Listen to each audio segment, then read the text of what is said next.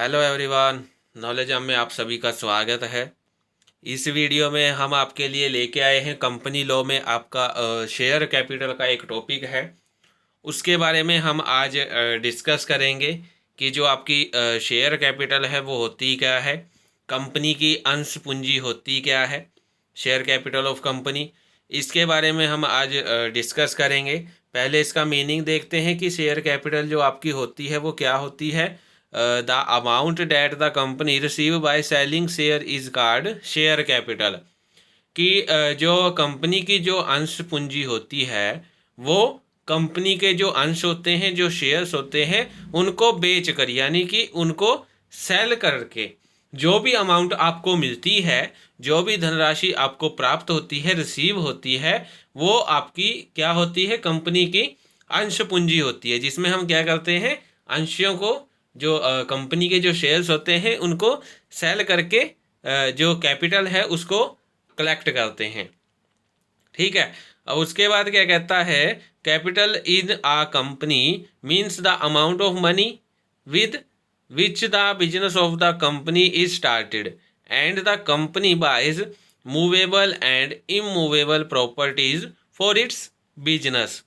कि जो कंपनी में जो पूंजी से आशय क्या है, एक कंपनी के अंदर कैपिटल क्या होती है, वो अमाउंट होती है जिसके द्वारा जो कंपनी है, जो उसका बिजनेस होता है उसको क्या करती है, स्टार्ट करती है। ठीक है, उसको शुरू करती है, उसका आरंभ करती है उसी शेयर कैपिटल से जो उसके पास होती है। और उसी से ही वो क्या करती है, जो उसकी मूवेबल प्रॉपर्टी होती है और जो भी उसकी इमूवेबल प्रॉपर्टी होती है, जो कि एक बिजनेस के लिए क्या होती है, इम्पोर्टेंट होती है, ज़रूरी होती है, जो प्रॉपर्टीज़, उनको क्या करती है, परचेज करती है, उनको खरीदती है। ठीक है। तो ये आपका क्या है, शेयर कैपिटल है। तो क्या पढ़ा हमने कि जो शेयर कैपिटल है वो कंपनी क्या है, शेयर्स को बेच के क्या करती है, इकट्ठा करती है। ठीक है। वो अमाउंट आपकी क्या होती है, शेयर कैपिटल होती है। और शेयर कैपिटल आपकी ऐसी कैपिटल है जो बिजनेस को शुरू करने में क्या है, एक इम्पोर्टेंट रोल प्ले करती है। और ये आपकी जो बिजनेस में जो भी आपको मूवेबल इमूवेबल जो भी प्रॉपर्टीज़ की आपको ज़रूरत है वो खरीदने में हेल्पफुल कौन होती है, आपकी शेयर कैपिटल होती है। ठीक है। उसके बाद इसके कुछ फॉर्म्स आते हैं, कुछ टाइप्स आते हैं शेयर कैपिटल के। ठीक है, कुछ रूप आते हैं, प्रारूप कह लीजिए कैपिटल के। जिसमें फर्स्ट आता है ऑथराइज्ड कैपिटल, यानी कि अधिकृत पूंजी।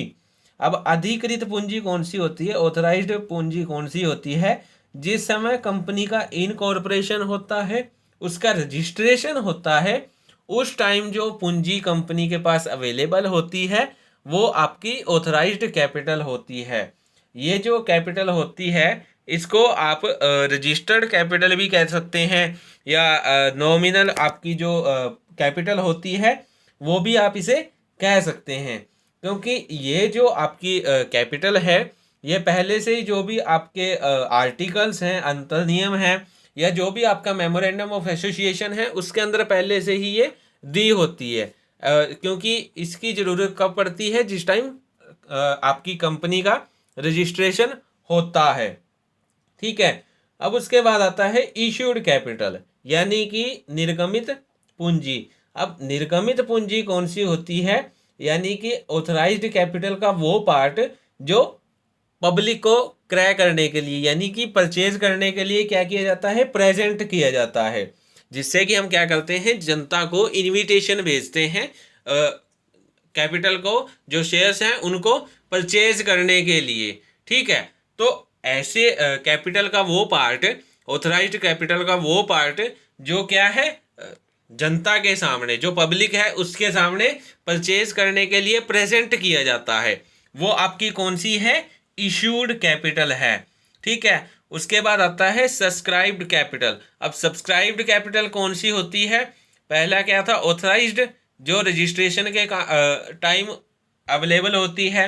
दूसरा था इश्यूड कैपिटल, जो जनता के सामने प्रेजेंट की जाती है खरीदने के लिए, परचेज करने के लिए। ठीक है।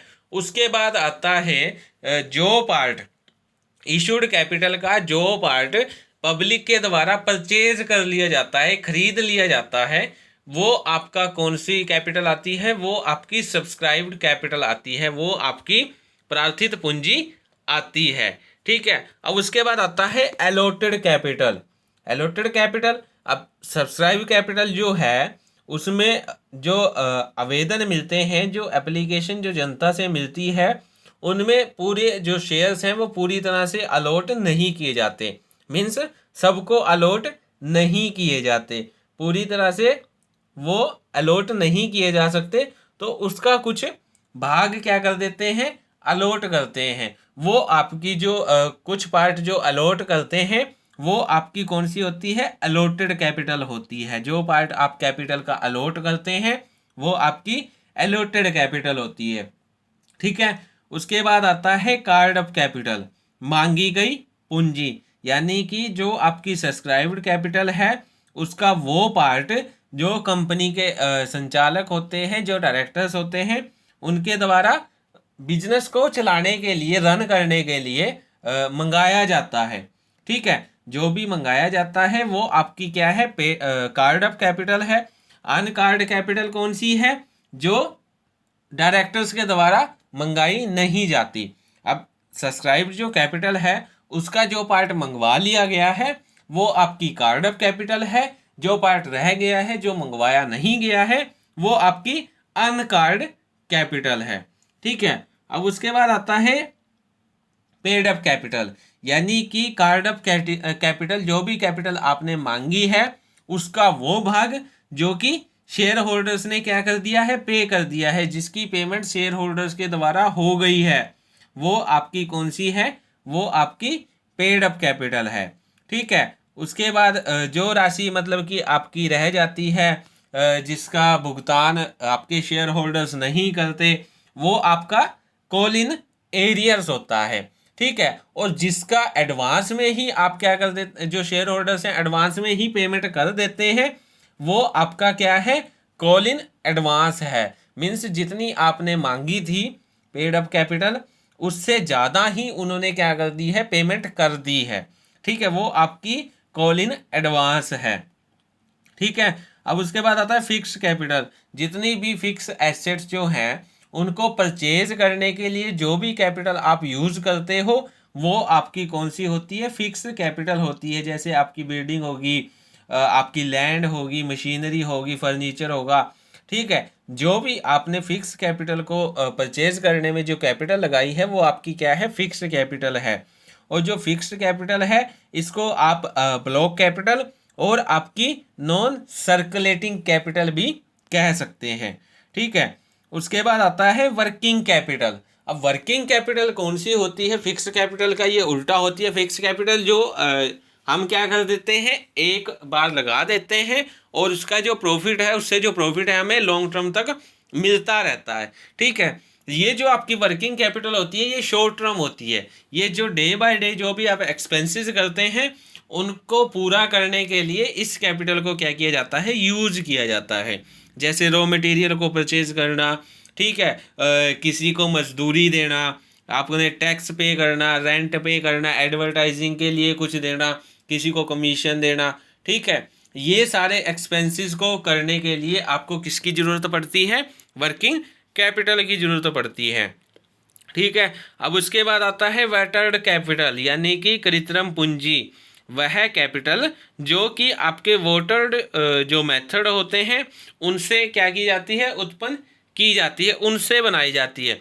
जैसे आपकी गुडविल होगी, गुडविल को खरीदने के लिए, परचेज करने के लिए आपकी जो वेटर्ड कैपिटल होती है, वाटर्ड कैपिटल जो होती है, कृत्रिम पूंजी जो होती है, उसका क्या किया जाता है, प्रयोग किया जाता है। अब उसके बाद आपका लास्ट टाइप आता है वेंचर कैपिटल का, यानी कि साहसिक पूंजी कैपिटल का वो पार्ट, वो फाइनेंशियल कैपिटल जो कि आपके एंटरप्रेन्योर्स जो होते हैं उनको या तो जोखिमपूर्ण यानी कि रिस्क से भरी, या फिर आपका अधिक शर्तीवर्धक यानी कि लाभ देने वाली, प्रॉफिट देने वाली कंपनियां क्या करती हैं, कंपनियों को शुरू करने के लिए प्रदान की जाती है, वो आपकी होती है वेंचर कैपिटल। ठीक है, अब तो ये आपके कुछ फॉर्म्स थे, कैपिटल के कुछ रूप थे कि जो आपकी कैपिटल होती है वो कंपनी के अंदर किन किन रूप में पाई जा सकती है, कौन कौन से रूप होते हैं। ठीक है, अब इसके बाद आपका आता है methods of alteration of share capital, कि जो आपका शेयर कैपिटल है उसके अंदर आप अल्ट्रेशन कैसे कर सकते हैं, किस प्रकार से कर सकते हैं, उसके कुछ पॉइंट्स दिए गए हैं। जिसमें कि फर्स्ट आपका आता है इंक्रीज ऑफ शेयर कैपिटल, यानी कि अंश पूंजी में वृद्धि। कई बार क्या होता है कि जो कंपनी होती है वो क्या करती है, जो उसकी शेयर कैपिटल होती है वो उसमें क्या कर देती है, और अंशों को, नए जो अंश होते हैं, न्यू शेयर्स को इशू करके अपनी शेयर कैपिटल में क्या कर लेती है, वृद्धि कर लेती है, उसको इंक्रीज कर लेती है। ठीक है, जिससे कि आपकी जो कंपनी की जो शेयर कैपिटल है उसमें क्या होता है, परिवर्तन होता है, क्योंकि जितनी आपकी कैपिटल थी वो उससे अब ज़्यादा हो गई है। ये मेथड है कि आप किस प्रकार से अल्ट्रेशन कर सकते हो शेयर कैपिटल में। पहला क्या है, अंश पूंजी में वृद्धि करके जो भी शेयर्स कैपिटल है उसमें उसको आप इंक्रीज करते, उसमें अल्ट्रेशन कर सकते हो। और इंक्रीज कैसे होगी, न्यू शेयर्स को इशू करके। उसके बाद आता है consolidation and division of share capital. अब इसमें क्या है कि जो कंपनी होती है वो या तो सारी या कुछ पार्ट उसकी जो शेयर कैपिटल होती है उसका या तो कंसोलिडेशन करके उनको क्या करती है, जो भी प्रेजेंट वैल्यू होती है शेयर्स की, जो प्रेजेंट वैल्यू होती है उसकी अपेक्षा मोर वैल्यू, ठीक है, अधिक मूल्य पर क्या कर देती है, शेयर्स को डिवाइड कर देती है, उनका डिवीजन कर देती है, शेयर कैपिटल को डिवीजन उनको डिवाइड कर देती है अलग अलग पार्ट में। ठीक है, उसके बाद थर्ड पॉइंट आता है conversion of shares into stock and reconversion. अब इसमें क्या कहता है कि जो शेयर कैपिटल है उसका अल्ट्रेशन कैसे किया जाता है, या तो पार्शियली या फिर फुली क्या कर दिया जाता है, उसको स्टॉक में कन्वर्ट कर दिया जाता है, और फिर से बाद में उसको क्या कर दिया जाता है, स्टॉक से फिर से आपको शेयर कैपिटल में क्या कर दिया जाता है, कन्वर्ट कर दिया जाता है। ठीक है, उसके बाद आता है sub division of share capital. अब इसमें क्या किया जाता है कि जो भी आपकी शेयर कैपिटल होती है उसको छोटे छोटे, यानी कि उसका क्या किया जाता है, उसको सब डिवीजन किया जाता है, उसको डिवीजन नहीं, उसका सब डिवीजन करके शेयर कैपिटल में अल्ट्रेशन किया जाता है। उसके बाद आता है कैंसलेशन ऑफ शेयर कैपिटल। अब इसमें क्या करते हो कि जो आपकी शेयर कैपिटल है, मान लीजिए आपने क्या किए हैं, कुछ शेयर्स इशू किए हैं। अब कुछ शेयर्स आपने इशू किए हैं, उनमें से कुछ का रिस्पॉन्स आ चुका है, ठीक है, कुछ आपने सब्सक्राइब कैपिटल कुछ आपने प्राप्त कर ली है, लेकिन कुछ पार्ट ऐसा है, सम पार्ट ऐसा है जिसके आपको अभी तक कैपिटल जो है वो मिली नहीं है, पब्लिक से आपको सब्सक्राइब्ड कैपिटल मिली नहीं है। तो आप क्या कर सकते हो, उन शेयर्स को कैंसिल कर सकते हो, उन शेयर्स को कैंसिल करके आप अपनी शेयर कैपिटल में क्या कर सकते हो, कमी कर सकते हो, उसमें चेंज लेके आ सकते हो। तो ये आपके कुछ मेथड्स थे शेयर कैपिटल में अल्ट्रेशन करने के। अब उसके बाद आता है लीगल रेस्ट्रिक्शंस, कुछ वैधानिक प्रतिबंध हैं परिवर्तन के लिए। फर्स्ट आता है अल्ट्रेशन बाय स्पेसिफिड कंपनीज, यानी कि जो आपकी शेयर कैपिटल है उसका अल्ट्रेशन अगर करना है तो वो कौन सी कंपनी कर सकती है, जो या तो बाय शेयर्स, ठीक है, या फिर बाय गारंटी क्या होती है, लिमिटेड होती है, जिसकी अंश पूंजी जो है वो क्या है, या तो बाय शेयर्स लिमिटेड होती है या बाय गारंटी लिमिटेड होती है, सिर्फ वही शेयर कैपिटल का अल्ट्रेशन कर सकती है। उसके बाद आता है provision in the article of association.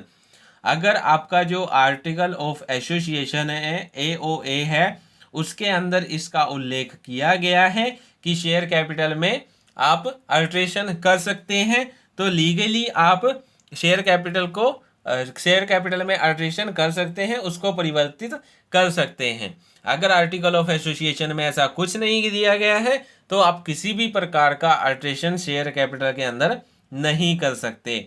ठीक है, उसके बाद आता है पासिंग ऑफ ऑर्डिनरी रेजुलेशंस। अब ये क्या कहता है कि जनरल मीटिंग में आप क्या कर सकते हो, ऑर्डिनरी रेजुलेशन दे के आप जो शेयर कैपिटल है उसमें अल्ट्रेशन कर सकते हो। ठीक है, और उसके लिए जो आपका ट्रिब्यूनल है उसका पुष्टिकरण उसके पुष्टिकरण की आवश्यकता नहीं है। मीन्स जो आपका ट्रिब्यूनल है उसको क्लैरिफाई करने की जरूरत नहीं है, आप ऑर्डिनरी रेजुलेशन से क्या कर सकते हो, अल्ट्रेशन कर सकते हो। उसके बाद आपका प्रोसीजर आता है अल्ट्रेशन का कि आप किस प्रकार से जो आपके शेयर कैपिटल है उसका अल्ट्रेशन कर सकते हो। फर्स्ट आता है एक्सेप्टेंस ऑफ ऑर्डिनरी रेजुलेशंस, कि जो आपने शेयर कैपिटल में परिवर्तन करने के लिए मीटिंग के अंदर जो आपने ऑर्डिनरी रेजुलेशन भेजा है, जो आपने सेंड किया है, पास किया है, उसको क्या करना, एक्सेप्ट करना। ठीक है। उसके बाद आता है इंफॉर्मेशन टू रजिस्ट्रार, यानी कि शेयर कैपिटल में अगर आपको क्या करना है, शेयर कैपिटल में इंक्रीज को छोड़कर अन्य सभी कंडीशंस में ये जो आपका रेजुलेशंस है उसके स्वीकार होने की, यानी कि उसको एक्सेप्ट कर लिया गया है, उसकी सूचना आपको रजिस्ट्रार को विद इन 30 डेज देनी होगी। ठीक है। अगर ऐसा नहीं करते हैं तो आपका जो अल्ट्रेशन है वो पूरा नहीं होगा, उसको बीच में ही रोक दिया जाएगा।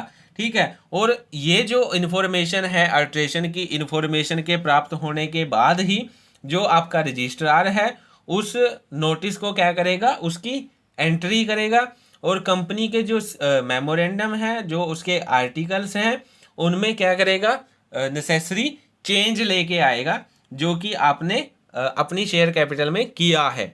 उसके बाद आता है effect of conversion of shares into stock, अंशों को स्टॉक में परिवर्तन करने का प्रभाव। यदि क्या करती है कि जो अपनी एक शेयर कैपिटल वाली जो कंपनी है वो अपने या तो कुछ पार्ट या सारे ही जो शेयर्स है उसके उसमें किसको चेंज करना चाहती है, वो स्टॉक के अंदर उसको चेंज करना चाहती है, उनका अल्ट्रेशन स्टॉक के अंदर चेंज करना चाहती है।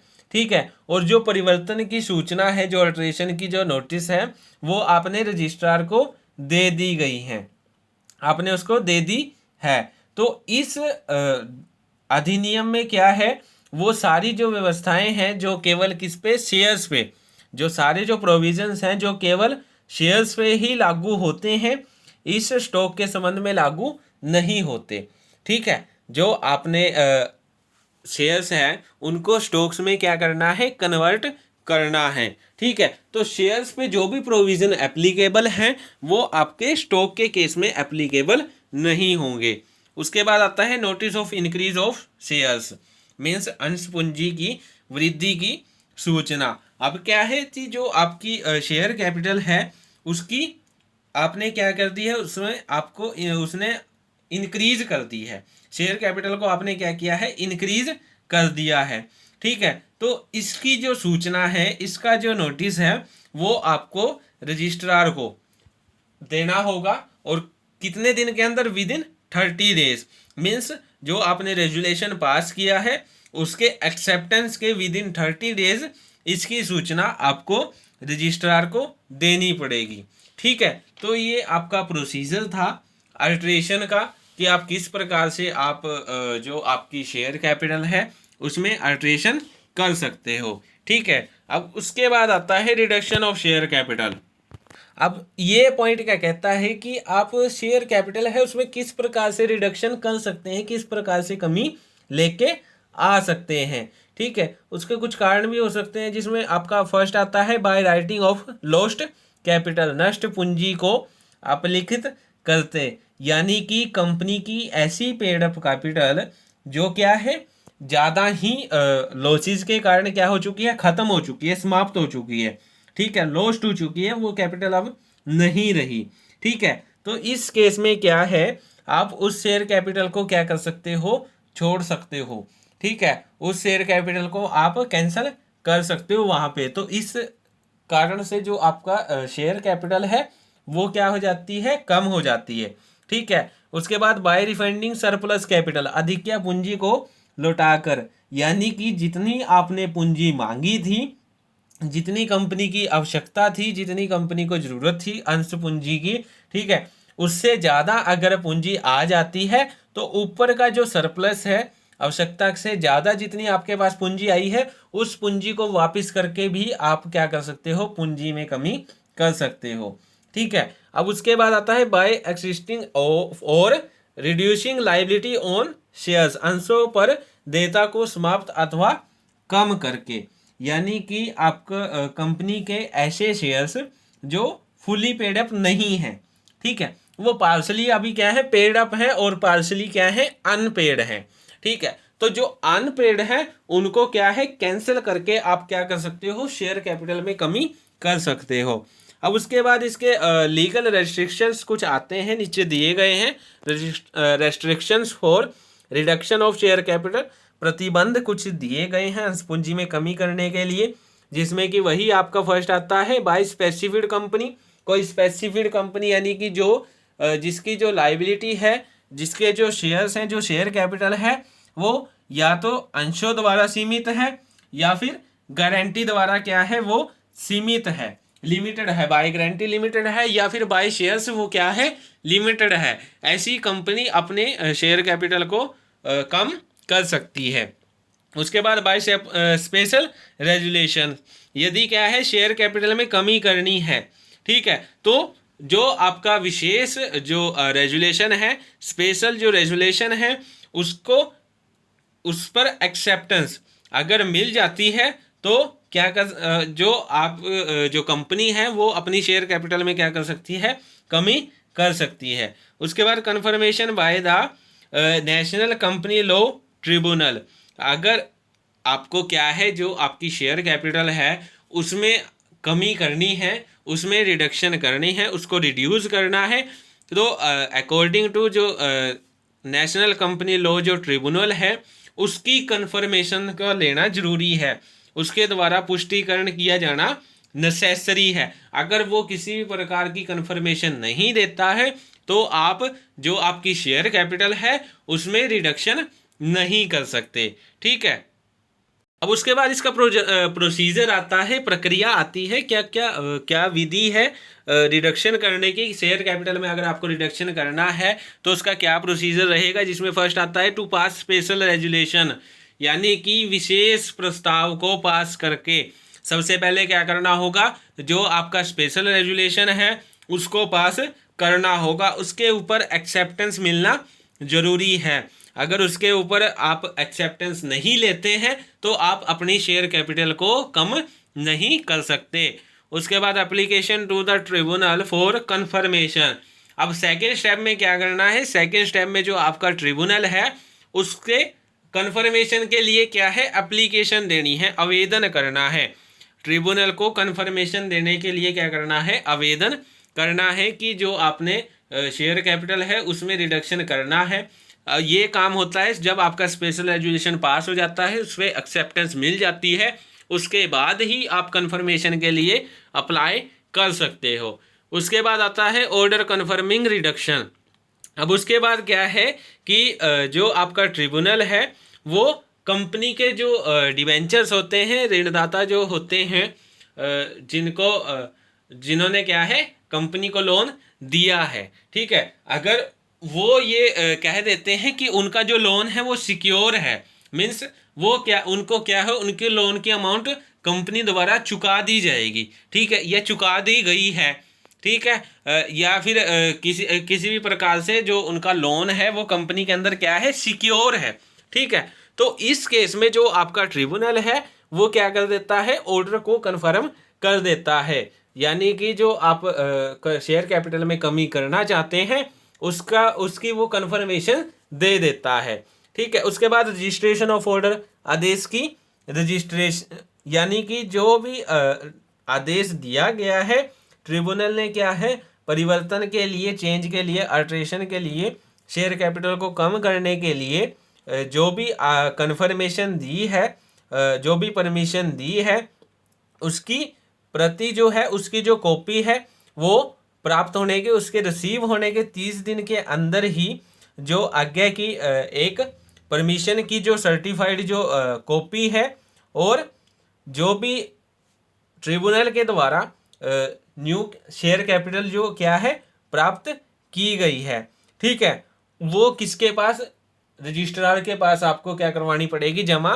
करवानी पड़ेगी। यानी कि लास्ट पॉइंट क्या कहता है कि जो आपके ऑर्डर है जो कन्फर्मेशन लेटर जो ट्रिब्यूनल ने दिया है उसकी एक कॉपी मिलने के बाद विद इन 30 डेज आपको एक जो सर्टिफाइड जो कॉपी है कन्फर्मेशन लेटर की, वो आपको रजिस्ट्रार के पास जमा करवानी पड़ेगी। ठीक है, तो ये आपका शेयर कैपिटल का टॉपिक था, जिसमें हमने शेयर कैपिटल के फॉर्म्स के बारे में पढ़ा। ठीक है, उसके बाद हमने शेयर कैपिटल का अल्ट्रेशन किस प्रकार से किया जा सकता है उसके बारे में पढ़ा। ठीक है, उसके मेथड्स हमने पढ़े, उसके क्या क्या उसके ऊपर रिस्ट्रिक्शंस हैं उसके बारे में हमने पढ़ा, और उसके बाद क्या प्रोसीजर रहता है अल्ट्रेशन करने का शेयर कैपिटल में, उसके बारे में हमने डिस्कस किया। उसके बाद जो कंपनी है वो अपनी शेयर कैपिटल में क्या करना चाहती है, कमी करना चाहती है, अपनी शेयर कैपिटल को क्या करना चाहती है, रिड्यूस करना चाहती है। तो उसके लिए आपको कौन से मेथड्स यूज़ करने पड़ेंगे। ठीक है, उसके लिए कौन कौन से मेथड आपके पास अवेलेबल हैं, कौन कौन से लीगल रेस्ट्रिक्शंस उसके ऊपर लगे हुए हैं, और क्या प्रोसीजर रहेगा, वो सारा कुछ हमने इस वीडियो के अंदर डिस्कस किया। तो आज की वीडियो में हम इतना ही करेंगे। Thank you. For more videos, for more knowledge, please like, share and subscribe my YouTube channel. Thank you.